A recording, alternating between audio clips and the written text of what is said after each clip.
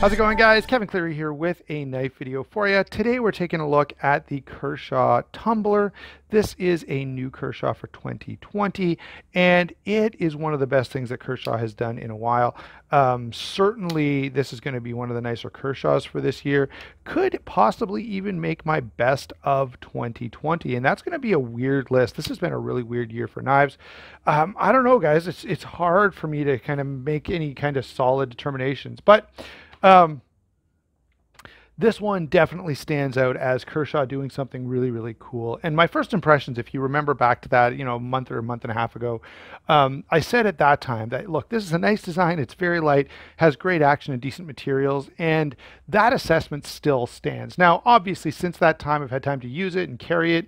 And guess what? My initial impression of being pretty happy with this still stands. Now, there are a couple little hiccups that I want to share with you that may be substantial for you and you may want to think about before pulling the trigger on this one.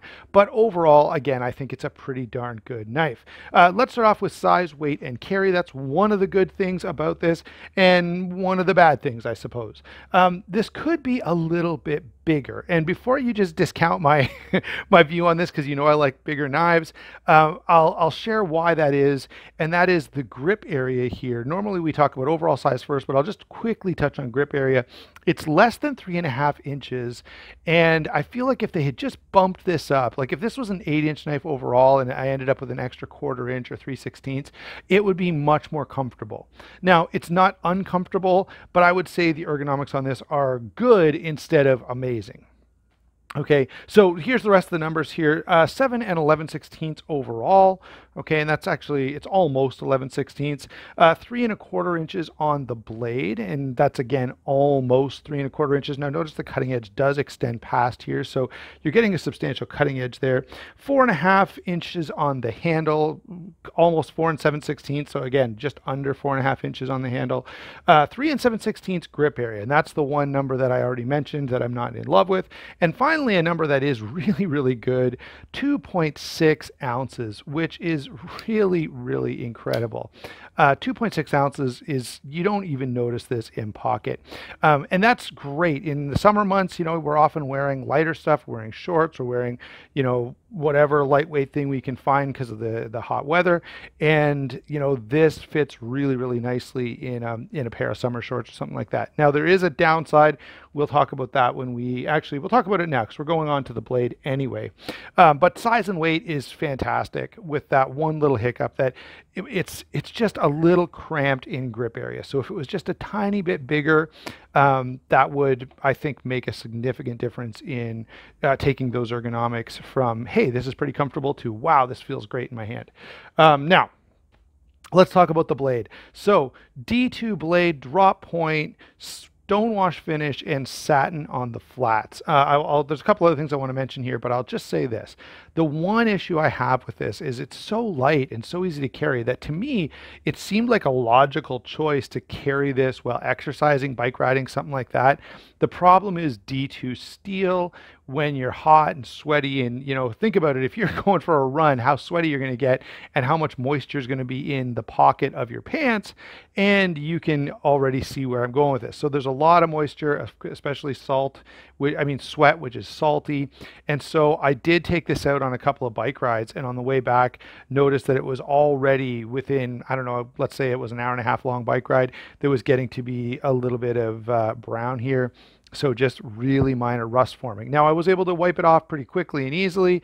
It wasn't a long-term issue, but, I thought to myself, what if I'd gone on an all-day hike, or what if I'd gone on an overnight and threw this in my pocket and not really thought about it? Could have been much worse. So that's the only drawback. This seems like such a great knife for any kind of outdoor activity where you're going to be exerting yourself, because it weighs nothing. But if it's summer and it's high humidity like it is right now where I live, you could get a bit of an issue with the D2. And so this is one of the knives. I mentioned this in a video a while back. I've got a couple of knives that got a little bit of rust on them because it's just been this crazy high humidity.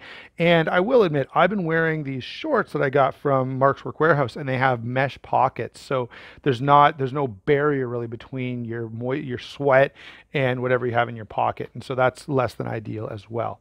Okay. So that's some imagery I didn't really want to share. So I like this blade. I should go on here a little bit more. So thin blade stock, high flat grind, nice and thin behind the edge. So this is a really nice slicey knife. And I've got to say that I really, really appreciate. And so in terms of, the kind of cutting that this does, this is meant to slice, and it slices really, really well. The two things I would say about this is, one, D2 steel. So, as I had that whole discussion about rust, if this was 14C28N, it would be even better. Now, one thing they could have done, and this is a kind of a known thing, so I wish companies would stop this, but stonewash finish on D2 is not great because it opens it up to rust to a greater degree. And so I wish they would have gone with a different finish. It looks nice, no question. I like the contrast created by the stonewash with the satin, but even if they'd just gone multi-directional satin or something like that, I think it would have looked just as good, but a satin finish is going to be a little more rust prone than a stonewash finish. So that's my take on the blade. Great performance on the blade. I like the shape. I like the look. I like the slicing power. I like D2 steel. It's a good steel. The edge retention is quite good, but I do wish this was like 14C28N or something like that. Let's see here. Yeah, so I feel like there's a bit of a trend here, guys, and I'm going to hit it now before we move on. I've got, like, every single thing about this. I really like it, except for there's one little sort of hiccup. So size and weight, I love it, except the grip area is a little tight. Blade, I love the design. I love the slicing power. I love the grinds. Everything about it I really, really like, except the D2 with stonewash is not ideal. And at this price point, I think they could have done better. Let's move on to the action, okay? Again, this is the nicest action on a Kershaw or even on one of these sort of budget-ish folders that I've felt in a while. It is really, really good. So enjoyable. In fact, since I've had this knife, I have actually, in the evening, I'll be watching TV or doing something like that where I'm relaxing, and I'll go and get this knife just so that I can play with it because the action is so, so good. Excellent use of a subframe lock. I'm really, really happy to see a subframe lock on a slightly less expensive knife. I know we're not talking about handle construction yet, but I still think it's great. KVT bearings and that really nice Kershaw detent. They've done a great job making this really, really snappy. So the action on this is absolutely phenomenal. I love everything about it. The only little hiccup, again, there's a little hiccup with everything about this. Hopefully this is not true on all of them, and I haven't heard anyone else complain about this, but let's see if I can get it to do it. I'm going to try. Darn it. Okay, so it's not going to do it for me on video, guys, but every so often, maybe if I like drop it close really slowly, it still works. Darn it. Okay. All I'll say is this, every once in a while, like 1 in 100 times or something, the blade does not close far enough to engage the detent, and then it does this. See, I can't even get it to do it now when I'm it's like this knife is just determined to prove me wrong on camera. So the action is great. Forget it. I have no point. Theoretically, I'll say this. A couple of times I've picked this knife up to flip it, or I've been playing with it, sitting on the couch, flipping it, and it won't close all the way. And the detent ball doesn't fully engage. And of course, I can't get it to do it now on camera. But really, really rare. It's just a very minor hiccup. And I thought I better bring it up in case someone else, or in case someone noticed it and I hadn't mentioned it. I'm assuming this is just mine, that it's just a mild little issue in terms of, a one-off thing. And so let's go with that. Moving on to the handle. Okay, handle, again, I love the way they've done this handle. I love the construction. I love pretty much every choice they've made here. So we've got G10 with a carbon fiber sticker. Okay, no big deal. They do have some texturing on the carbon fiber, which I like, and I think does make a difference in terms of the feel of this. We've got an FRN, or like a plasticky backspacer, fairly well integrated lanyard hole here. Nothing to complain about there. Subframe lock, which is great. This is a fantastic use of the subframe lock. It just works so well on this knife, and because of the FRN and the G10, that's what makes this so light. And then the subframe lock adds a great touch of detail, and yeah, I just think it's fantastic. So I really like the way that they've put this together. Fit and finish is nice. Deep carry pocket clip that works really well. You can see under it the screws that are holding in the subframe lock, but they've never once interfered with this going in and out of pocket. So yeah, they've really done a great job. And of course, this is reversible just by pulling out the screw and flipping it over to the other side. So in terms of construction, both the choices they made and how they were going to put it together and how it's actually done, I cannot complain at all. I really like what they've done here. And then in terms of ergonomics, it's good but not great. So in terms of ergos, it's just I know I try to include that in every video just because someone once complained about it. It's just a little bit small. My hand feels a little bit cramped, and you can see how like the handle sort of disappears, and I'm depending on, in fact, it gets quite small down here, so it's not super hand filling. And so yeah, the ergonomics, it's not uncomfortable, but I also don't grab it and think, oh man, this is amazing, I could just take on the world holding onto this knife. So that's my take on the overall ergonomics on it. It's good but not great. And if it was just a little bit bigger, like if you just blew this up by 5% or something like that, I think it would make a big difference. Okay, so let's get to some comparisons, and I've got to say right now, guys, this knife has a lot of competition. There's a sea, I mean an ocean of D2 liner lock knives out there on bearings. There's a even bigger sea of D2 knives out there with, and I'm going to bring in quite a number of them, and then I'll bring in some alternatives that maybe you would want to think about at the end. Okay, so by the way, the price point on this is like $70. I think it might have come down a little bit. Anyway, but it's around 70 bucks. So that's a little on the high end of this market. But get ready for a string of D2 folding knives. So here is the Civivi Asticus. Is Civivi trolling every YouTuber?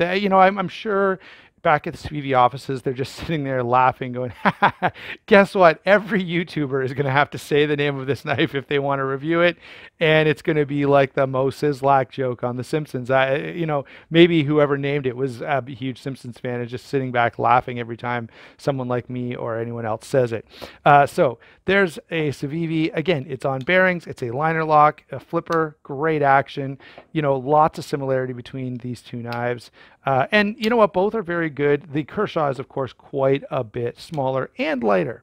But there are more. Here is the SOG Aegis. This is the new SOG Aegis XR, I guess, because of the XR lock here. Pretty good knife. A couple little things about this guy, but bigger, heavier, similar price point though, and so I could definitely see someone looking at both of these. This one is definitely more hand filling, and so if you're looking for that, that's considerable. And the blade, even though this is a much larger knife, the blade is actually quite a bit shorter. Let's go. We've got more to get to, guys. I've got lots and lots of options here. Here is the CJRB Feldspar. This is a great knife. Absolutely the best thing CJRB has done. Really nice. And this, of course, is the drop with the JG10. Okay, so that's the Feldspar. You can see similar dimensions there. A little bit bigger, a little more hand filling, and the Feldspar is going to be, let's see, $20 to $25 cheaper. Okay. Have I got, oh yes, should bring in a Rat Model 1. I'd be crazy not to. But again, D2, this one's not G10, this one's carbon fiber. Again, carbon fiber laminate, liner lock. Nice action, a little bit bigger. Most of my knives are going to be bigger than this. This is smaller than what I normally am drawn to. What else have we got? We've got another SOG here. This is the SOG Flash XR. Again, really nice knife from SOG. It's going to be about the same price. Obviously, this is assisted, but D2 steel, similar size, a little heavier in terms of the weight there. We're not done yet. We have the steel will. What is this guy? The Sedge. We have the steel will Sedge. Drop point, liner lock, G10, G10, D2 steel. Okay, again, these are a little more similar in that, well, one, there's a small version of the Sedge, which would be closer in size, but two, you know, these are they're a hair more expensive than, say, the Feldspar or your average Civivi, because you're getting a little extra. So the Sedge has, you know, that nice little backspacer of aluminum there, and G10 on the handle. And again, there is a small Sedge, so I could definitely see those being very, very close competitors. Now, let me get sort of outside of the D2 liner lock knife and bring in a couple of different examples here. So I've got a couple of things to share. Para 2, definitely not in the same price point, but there may be some Spydercos that you would want to consider that would be in a stainless steel. Let's bring in a cold steel. Again, this is not the best comparison for a cold steel, but something like the American Lawman or a few of the other cold steels may be appealing to you if you like this. And then lastly, I've got a knife that is very different, but has some connection, okay? And I'll justify this in a second. So, you know, this is sort of standing for the FRN Spydercos. They're mostly going to be in VG10 steel. They're not that far apart in terms of price point, okay? So both of these, you know, I think, not this particular one because it's a sprint run and all that, but if you buy like a Delica, an Endura, or an Indela, you know, they're going to be probably within 10 bucks of this. I think an Indela is like 75 bucks or 80 bucks, where this is 70. So that might be an option for you to consider. All right. So those are my comparisons. What's my overall take on this knife? And by the way, there's a lot this knife has going for it in comparison. You know, we've got the sub frame lock, we've got the interesting Sienkiewicz design, we've got the carbon fiber and a little bit of milling that they've done there. So there are some things that I think differentiate this knife. A really, really well executed pocket clip, among other things. So does this stack up reasonably well to the knives I've compared? I think so. I wouldn't, you know, the action on this really does make a difference. The sub frame lock is absolutely fantastic. How lightweight this is again really, really good. So yeah, this is a pretty easy to recommend knife. Again, I feel like I've broken records saying this. I wish it was 14C28N. As D2, it's fine. I would, you know, what I did once I had a couple of little hiccups with my D2 is I went and got a little bit of oil and just oiled all the blades. So hopefully that's a thing of the past. But that's something I'll just throw out there. So yeah, do I recommend this knife? Absolutely. I think you can still get one. This one came from White Mountain Knives. I think they still have some in stock, so go over there. You'll save yourself 10%. If they don't have them, go ahead and check Southern Edge Knife Works. You may be able to get one over there, or even DLT Trading. And if you use the link that you'll have to find in a different video, I'm not going to put it here because DLT doesn't want to be beside other links, other companies. But there you go, guys. That's my take on the Kershaw Tumbler. Really, really nice offering from Kershaw, and a few little extras that differentiate this from the crowd of D2 flippers out there. Okay, thanks for watching. Don't forget to like and subscribe. We'll talk to you soon.